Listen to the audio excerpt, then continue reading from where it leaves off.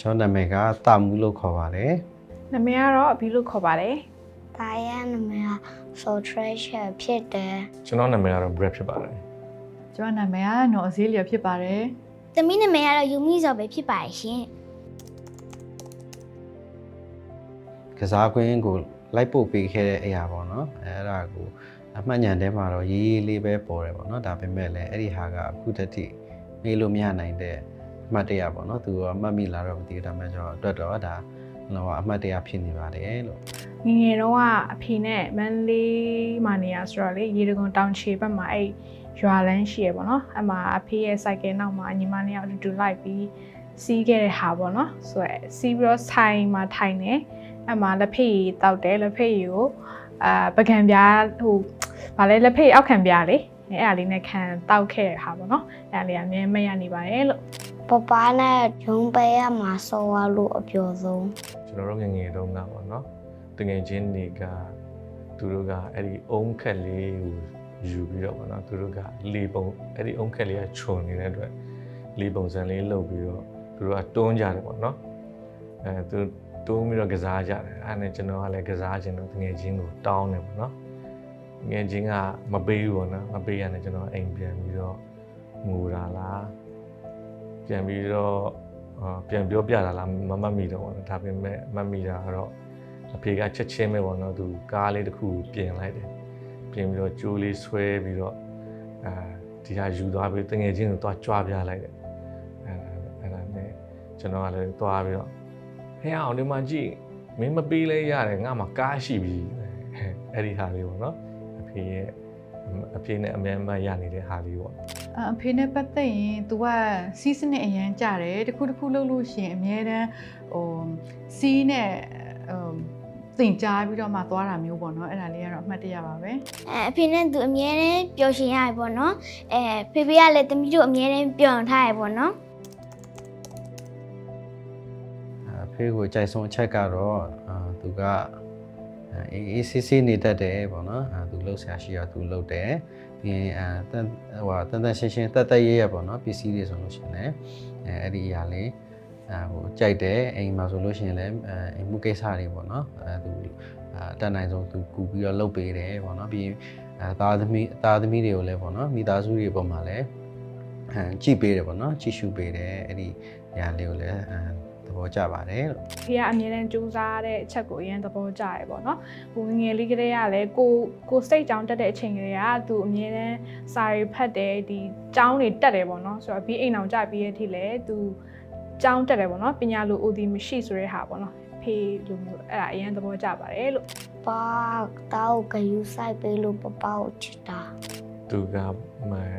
မောင်နှမတွေကြားထဲမှာပေါ့နော်ဆွန်လို့အနစ်နာခံတဲ့လူတယောက်ဖြစ်တယ်ပေါ့နော်ပြီးတော့ဒီသူတစ်ပါးကိုလည်းကုညီရိုင်းပင်းတတ်တဲ့စိတ်ရှိတယ်ပေါ့နော်အဲ့ဒီဟာကအကြိုက်ဆုံးချက်ဖြစ်ပါတယ်အဖေကိုအကြိုက်ဆုံးအချက်ကသူကဂတိပေးထားရင်အဲ့ဒီဂတိကိုဘလို့အခက်အခဲပဲရှိသူတည်အောင်သူလုပ်တယ်သူတာဝန်ယူမှုတာဝန်ခံမှုအပြည့်ရှိတယ်ပြီးရင်သူတယောက်တည်းမဟုတ်ဘဲနဲ့သားသမီးတွေကိုပဲအဲ့လိုဖြစ်ချင်တဲ့ဆန္ဒနဲ့အမြဲပံ့ပိုးပေးတာပေါ့နော်အဲ့ဒါလေးတစ်ခုဖြစ်ပါတယ်အဖေအမြဲတမ်းပြုံးပျော်နေတဲ့အချိန်ကိုအကြိုက်ဆုံးသိစေချင်တဲ့အရာကတော့ပေါ့နော်အပားကိုချစ်ပါတယ်လို့ပေါ့နော်တိတ်ပြီးတော့မပြောဖြစ်ပေမဲ့လည်းအဲ့ဒီအရာလေးကိုတော့သိစေချင်ပါတယ်ကြည့်ဆိုင်ပေးနေပါတယ်ဘီကအဖေကအဘီအတွက် idol ပေါ့နော်ဆိုတော့အဖေကိုအမြဲတမ်းဂုဏ်ယူနေရယ်ငယ်လေးကလေးကနေခုချိန်သူအလုပ်retire လုပ်တဲ့အထိပေါ့နော်အမြဲတမ်းအဖေအတွက်ဂုဏ်နေရယ်ဆိုတဲ့ဟာကိုသိစေချင်ပါတယ်လို့အခုအချိန်မှာတော့အဖေကတော့လောကကြီးထဲမှာမရှိတော့ဘူးเนาะ73နှစ်ရှိပါပြီဆိုတော့သူမရှိတော့ပေမဲ့ပေါ့နော်သူဖြစ်ချင်တဲ့အရာတွေအကောင်းဆုံးစူးစမ်းရယူနိုင်ခဲ့တယ်အထူးသဖြင့်တော့ပညာရေးပေါ့နော်သူကတော့သူကိုယ်တိုင်ကပညာရေးရယူဖို့ရန်အတွက်အခက်အခဲတွေနဲ့ကြော်ဖြတ်ခဲ့ရပေမဲ့သားသမီးတွေကိုအမြဲတမ်းပံ့ပိုးပေးတယ်အကောင်းဆုံးလဲအားပေးခဲ့ပါတယ်ဒါကြောင့်သူဖြစ်ချင်သလိုဖြစ်သွားတဲ့အခါမှာလည်းပဲအခုအချိန်မှာလည်းသူ့ရဲ့ဖြစ်စေခြင်းတဲ့ဆန္ဒအတိုင်းပဲသူ့ရဲ့မြေးတွေပေါ့နော်သူ့မြေးတွေကိုလည်းပဲဆက်ပြီးတော့မှပံ့ပိုးပေးနေတယ်ဆိုတဲ့အရာလေးပေါ့နော်အဲ့ဒါလေးကိုပြောချင်ပါတယ်ပပကိုအရင်ချစ်တယ် သူ့ရဲ့ပုံစံကတော့သူကအရက်တော့အရင်မမြင့်ဘူးပေါ့နော်ပုံမှန်လောက်ပဲရှိတယ်ပြီးတော့ခန္ဓာကိုယ်ကလည်းပုံမှန်ပဲเนาะအရင်မဝအရင်မပိန်တဲ့ထဲမှာလည်းပါတယ်ပြီးတော့သူ့ရဲ့ထူးခြားတဲ့ပုံစံလေးကပါလဲဆိုတော့မျက်နှာပုံပန်းသွင်ပြရပါလဲဆိုတော့နှစ်ရွက်နည်းနည်းလေးကားတယ်ဟောနော်မျက်လုံးလေးနည်းနည်းလေးဖောင်းတယ်ပေါ့နော်အဲ့ဒါလေးကသူရဲ့ထူးခြားတဲ့အရာလေးပေါ့နော်အဖေကသူ့ပုံမှန်မှာသူကတော့အရက်ကတော့ပုံမှန်ပဲအရင်လည်းမရှိဘူးပေါ့နော်ဒါပေမဲ့သူ့ရဲ့ထူးခြားတဲ့အရာပါလဲဆိုတော့သပင်ဖြူဖြူပေါ့နော်သပင်ကောင်းမှသပင်ဖြူခွေးပြီးတော့သူလည်းပြီးလို့ပဲဒီနှာခမ်းအောက်မှာမေ့ရှိတယ်ပေါ့နော်ဆိုတော့သူ့ရဲ့ပုံမှန်သဏ္ဍာန်ဖြစ်ပါတယ်လို့ အသားဖြူပမအရက်တိတ်မရှိဘူးနောက်တော့ချစ်စရာကောင်းတယ် အဖေကတော့ငယ်ငယ်ကရုပ်ဖြောင်းတယ်လို့ပြောကြတယ်ပေါ့နော်အခုဖြစ်နေပြောမယ်ဆိုတော့ကိုရီးယားမင်းသားလို့ဖြစ်ပါတယ် သူ့ရဲ့ပုံစံကအရက်ရှည်တယ်အရက်မြင့်တယ်ပေါ့နော်ပြီးရင်အသားလည်းဖြူတယ်ပြီးတစ်ခွက်သူကအရင် smart ကြတယ်ပေါ့နော်သူ့ဘောင်းမီအိတ်ကတ်ထဲမှာအများတန်းပါနေကြအရာတစ်ခွက်ပတ်စိမ်မပိုင်တာမှဘီတလေးအများတန်းပါပါတယ်သူ့ရဲ့စပင်သူအများတန်းတတ်တယ်ပေါ့နော်သူတတ်ရက်နဲ့နေတတ်တဲ့ဖခင်တူဖြစ်ပါတယ် ပပပေါ့နော်စမက်လဲကြားတယ်တိလဲတိခံတယ်ပေါ့နော် ဆိုတော့အဖေနေရာပြန်ရောက်တဲ့အခါမှာဖခင်တယောက်အနေနဲ့ကြော်ဖြတ်ခဲ့ရတဲ့အခက်အခဲတွေပေါ့နော်ဒါသားသမီးတွေကိုမပြောဖြစ်ပဲနဲ့ကြော်ဖြတ်ခဲ့ရတဲ့အခက်အခဲတွေအများကြီးရှိတယ်ပေါ့နော်အဲ့ဒီအရာကိုငယ်စဉ်ကတော့မသိခဲ့ဘူးပေါ့နော်ဒီဖခင်နေရာပြန်ရောက်တဲ့အခါကျမှပဲကိုယ့်ရဲ့သားသမီးကိုပေါ့နော်ပြန်ပြီးတော့မှမပြောဖြစ်မဲ့ကိုရုန်းကန်ရတဲ့အရာတွေပေါ့နော်အဲ့ဒါတွေကြုံတွေ့လာရတယ်ဆိုတာပေါ့နော်အဲ့ဒါလေးခံစားရပါတယ် အဖေကကျွန်တော်တို့မိသားစုအားလုံးကအဖေရဲ့လစာကိုပဲမိနေရတာဖြစ်တယ်ပေါ့နော်ဆိုတော့အဖေကကျွန်တော်တို့ရဲ့ကြောင်းရိပ်မောင်နှမ3ယောက်ဆိုတော့3ယောက်စလုံးရဲ့ကြောင်းရိပ်နောက်ကြောင်းတက်မယ်ဆိုလဲအဲ့ဒီတက်မှာပေါ့နော်ဒီຢာတွေအတွက်သူကပေးတာဖြစ်တဲ့အတွက်သူ့အတွက်သုံးမှုမရှိဘူးဆိုတာကိုနားလေရတယ်နားလေလာရတယ်ပေါ့နော်ဆိုတော့အဖေပြန်နေရာပြန်ရောက်လာတဲ့အခါမှာလဲကိုကဒါကိုအစားကနားမလဲပြင်မဲ့အဖေနေရာရောက်လာတဲ့အခါမှာဒါကိုပို့ပြီးတော့နားလေလာတယ်ပေါ့နော်ကိုမှဘာမှမရှိတော့ဘူးဆိုတဲ့အရာကိုနားလေလာပါတယ် သားသမီးတွေအတွက်မျှော်လင့်ချက်တွေအများကြီးရှိတယ်ဆိုတာဖခင်စီကနေပြီးတော့မှသင်ယူရတယ်ပေါ့နော်အဲ့မျှော်လင့်ချက်အတိုင်းပဲသူအကောင်းဆုံးပံ့ပိုးတယ်ဆိုတော့ကိုကမိဘနေရာရောက်လာပြီးမိခင်နေရာရောက်လာတဲ့အခါမှာဖခင်ရဲ့လွမ်းမိုးမှုကအထူးသဖြင့်တော့ခက်သားသမီးတွေကိုလိမ္မာရေးချနဲ့ပြိုးထောင်ပေးတဲ့အရာတွေပေါ့နော်ပြီးတော့အထူးသဖြင့်တော့ဘာသာတရားကိုင်းဆိုင်တဲ့အရာတွေအဖေကလေသူကယုံကြည်သူခရစ်ယာန်တယောက်ဖြစ်တဲ့အခါမှာမိသားစုပေါ့နော်မနေ့ဝညဝဘယ်သူမှမပိုင်တော့မှသူအမြဲတမ်းသူတယောက်တည်းထိုင်ပြီးတော့မှကျန်းစာဖတ်ဆူတောင်းတဲ့အရာလေးရှိတယ်ပေါ့နော်ဆိုတော့ဘာသာတရားနဲ့ပတ်သက်ပြီးတော့မှယူတည်ကိုင်းဆိုင်တဲ့သူတွေဖြစ်ဖို့အတွက်ပံ့ပိုးပေးတယ်ဆိုတော့ကိုယ့်ရဲ့သားသမီးတွေကိုလည်းဒီလိုဆက်ပြီးတော့မှပေါ့နော်ပြိုးထောင်ပေးနိုင်တဲ့မိဘတရားပေါ့နော်လိမ္မာရေးချတက္ကန္တာဘာသာရေးရတက္ကန္တာဖြစ်တဲ့အတွက်ကြောင့်မလို့ဘာသာရေးမှာလည်းပဲအကောင်းဆုံးပံ့ပိုးပေးနိုင်တဲ့သူတယောက်ဖြစ်ဖို့ပေါ့နော်ဖခင်များအားလုံးကို Happy Father's Day ပါလို့နှုတ်ဆက်ပါတယ်လို့ပေါ့နော်ဘုရားသခင်စီကလာတဲ့ကောင်းကြီးတွေနဲ့ခွန်အားတွေနဲ့ပေါ့နော်မိသားစုပေါ်မှာချစ်ရှင်းမေတ္တာကိုပြနိုင်တဲ့သူများမိသားစုကိုဥဆောင်ဥရပြုနိုင်တဲ့သူများကောင်းကြီးသယ်ဆောင်ပေးတဲ့သူများဖြစ်စေဖို့ဆုတောင်းမေတ္တာပို့သလိုက်ပါတယ်ဆိုတော့ဖေဖေတွေကသားသမီးတွေအတွက်သားသမီးတိုင်းအတွက်ပေါ့နော် hero တွေဖြစ်ကြတယ်ပေါ့နော်ဆိုတော့အပြင်မှာဘလောက်ပဲလုပ်ငန်းခွင်မှာဖြစ်ပါစေလောကကြီးအကြောင်းဖြစ်ပါစေဘလောက်ပင်ပန်းနေပါစေအားမလျှော့ဘဲနဲ့ဆက်သွားဖို့ပြောချင်ပါတယ်လို့ fighting မှာဖေဖေများ ပပကို Happy Father Day လို့ပြောချင်တယ် ဖခင်များကိုအားပေးစကားပြောချင်တာကတော့ဖခင်များတင်တို့စိတ်ဓာတ်မကြပါနဲ့အားမငယ်ပါနဲ့တင်တို့မိသားစုအတွက်အကောင်းဆုံးလုပ်တဲ့အရာတွေကအချီးနှီးမဖြစ်ပါဘူးဒီနေ့မှာသားသမီးတွေအတွက်အမြဲတမ်းအမတ်တရားဖြစ်နေတယ်ဆိုတာကိုဆိုတဲ့စကားလေးနဲ့ပေါ့နော်ဖခင်များရောက်ရှိခိုင်းကိုအားပေးချင်ပါတယ်အဖေများအားလုံးကိုဖခင်များနေမှာဂုဏ်ပြုပါတယ်။ဘာဖြစ်လို့လဲဆိုတော့သူတို့ရဲ့ရုန်းကန်ရတဲ့အရာတွေကအများကြီးရှိတယ်ပေါ့နော်။တစ်ခါမှသူတို့ပင်ပန်းတာကိုမဖော်ပြချင်ဘူး။သူတို့ချစ်တာတွေကိုလည်းမဖော်ပြတတ်ဘူး။ဒီလိုအရာလေးတွေရှိတဲ့အခါမှာမိသားစုထဲမှာ အဆင်ပြေနိုင်ဖို့ကလွယ်တော့မလွယ်ဘူးပေါ့နော်အခက်အခဲတွေရှိတယ်ဘာဖြစ်လို့ဆိုတော့သူတို့ရဲ့ပင်ပန်းတာလည်းသူတို့မဖော်ပြဘူးကြိတ်ခံတယ်ပြီးရင်သူတို့ချစ်တာလည်းပဲမဖော်ပြတတ်ဘူးရှော့လိုက်လို့ရှိရင်သားသမီးတွေမလေးစားမှကိုကြောက်တတ်တယ်ဒါကတော့ကျွန်တော်တို့ရဲ့ယဉ်ကျေးမှုအရာရှိနေတဲ့အရာလေးအယူအဆလေးတစ်ခုဖြစ်တဲ့အတွက်ကြောင့်သို့တော့ဘယ်လိုပဲဖြစ်ဖြစ်ဖခင်တွေရဲ့ပိတ်ဆက်မှုဖခင်တွေရဲ့ချစ်ချင်းမေတ္တာကတကယ်ပဲအိမ်တော်မိသားစုတွေအတွက်ကိုအရေးအဝါဒတစ်ခုပါပဲဒါကြောင့်ဆက်လက်ပြီးတော့တဦးနဲ့တဦးပေါ့နော်ဖခင်နဲ့မိဘနဲ့သားသမီးနဲ့ပဲဖြစ်ပေါ့နော်ဆက်ပြီးတော့ချစ်ချင်းမေတ္တာတွေနဲ့ဖုံးလွှမ်းထားတာမျိုးမဟုတ်ပဲနဲ့ပွင့်လင်းလင်းနဲ့ပေါ့နော်ချစ်သွားကြဖို့ရန်အတွက်ဖြစ်ပါတယ် ဖေဖေများအားလုံးပျော်ရွှင်ပါစေ Happy Birthday ပါလို့ပြောချင်ပါတယ်အဖေများနေမှာစား၍အခုထိပေါ့နော်ရှစ်ဆက်မဲ့အပေါ်မှာလည်းပျော်ရွှင်စွာနဲ့ကကောက်မှုနေထိုင်နိုင်တော့အဖေများဖြစ်ပါစေလို့ပြောချင်ပါတယ်မိသားစုပေါ်မှာလည်းအချိန်ပေးနိုင်တော့အဖေများဖြစ်ပါစေလို့ပြောချင်ပါတယ်ရှင် အားလုံးမင်္ဂလာပါနော်ဒီနေ့စူပါမိဘအစီအစဉ်အနေပြီးတော့မှလာရောက်ပြီးတော့မှတွေ့ရတဲ့အတွက်ကြောင့်အများကြီးဝမ်းသာပါတယ်ကျွန်တော်ကတော့ဆရာဆိုးလို့ခေါ်ပါတယ်ခရီးအစာရေးဆရာဖြစ်ပါတယ်ပေါ့နော်ဒီချိန်ထဲမှာဖာရုပြည်နဲ့ချက်ထရန်တင်တော့အတင်းဆရာတွေပါလည်းပဲဖြစ်ပါတယ်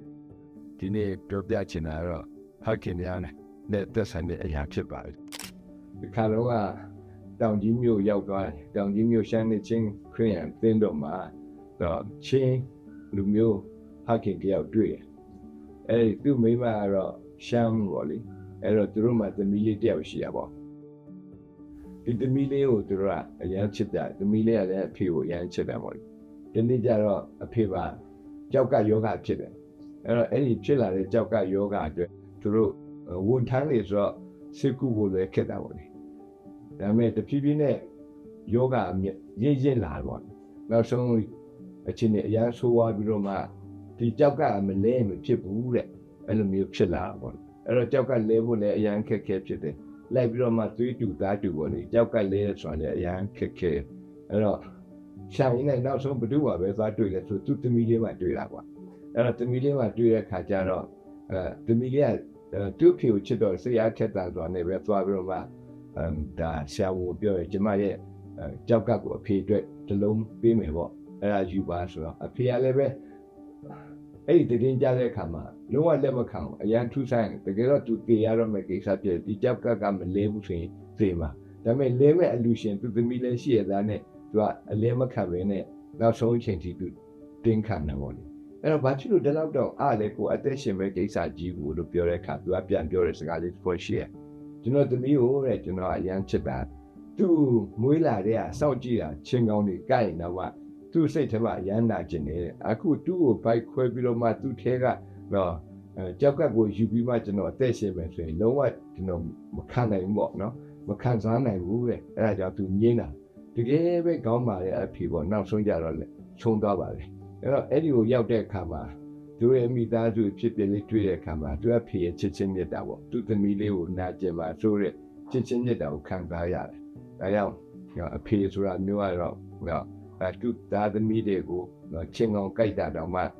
နာကျင်တဲ့သူမျိုးဖြစ်တယ်ဖေရဲ့ချစ်ချင်းမြတ်တာအကြောင်းပြောချင်တာပေါ့ဒုတိယတစ်ခုကတော့ကျွန်တော်သားသမီး၄ယောက်ရှိတားငယ်၃ယောက်ရှိကျွန်တော်တားငယ်တော့စားလိုက်ပဲတရုတ်ရှာသားဆိုတော့ခါဆူဆူပေါ့နော်သူများတွေပြောတယ်တရုတ်ရှာသားဆိုရင်စတမနာတော့လိုက်ဖမ်းမမီပေါ့အဲ့တော့သူကခါဆူဆူပဲအဲ့တော့အဲ့လုံးကတော့သူ့ကိုမချစ်ကြဘူးသို့တော့ကျွန်တော်ကအဖေဖြစ်တယ်ဆိုတော့ချစ်ရမယ့်တာဝန်ရှိတယ်လေအဲ့တော့ကျွန်တော်လည်းချစ်ပါတယ်ဒါပေမဲ့တနေ့ကျတော့သူ့တင်ငယ်ချင်းတွေလည်းသူကဝိုင်းဖွဲ့ပြီးတော့ဒီလိုမျိုးစားတော့နေကြပါသူတို့ကသူ့ရဲ့တိကျအခမ်းမှာပဲသူတင်ငယ်ချင်းတွေနဲ့စကားပြောကျွန်တော်သွားနှထောင်နားချောင်းနားထောင်တဲ့ခါသူတို့ကဘာပြောဆိုအခုတဲ့တရားဟောတဲ့ဆရာကြီးအများကြီးရှိရတယ်အဲ့ဒီကမင်းကဘသူ့ကိုကြိုက်တယ်မင်းကဘသူ့ကြိုက်စသည်အဖြစ်သူကတော့မြင်းခုန်တဲ့ခါမှာကျွန်တော်သားပါပြောတဲ့စားဒီလိုပြောတဲ့ဆရာကြီးအားလုံးငါသိတယ်ဒါပေမဲ့သူတို့ပြောတဲ့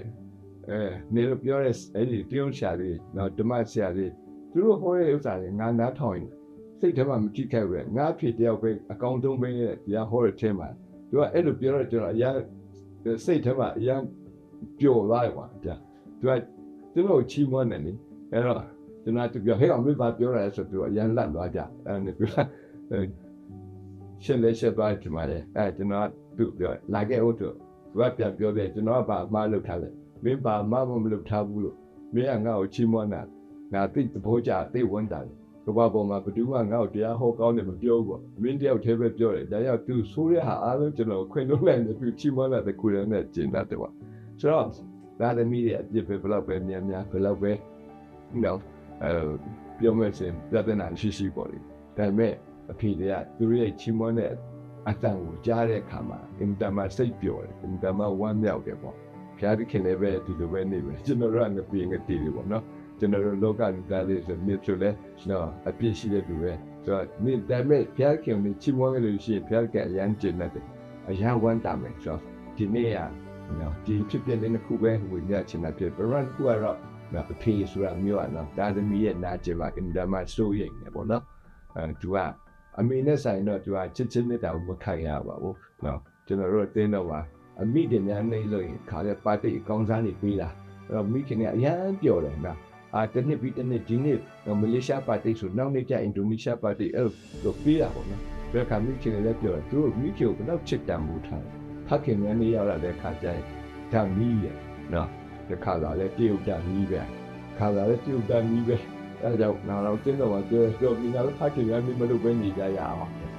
ခါလေးကြတော့ကျွန်တော်နားနေရတဲ့ညာမိခင်လက်ဆိုင်တော့ဖခင်အတန်ဖို့နေပါတယ်တို့တော့လည်းပဲနော်ဒီနေ့ကျွန်တော်တို့ပြန်ပြောင်းဆင်ကျင်တဲ့အခါမှာတော့ဖခင်ကြီးအင်တာမနော်ဒါသမီးများအတွက်ပေးဆက်တဲ့သူတွေဖြစ်တယ်ဆိုတော့ပဲဖော်ပြချင်တာပါနော်အားလုံးဖျားကောင်းကြီးပေးပါချွေးတာ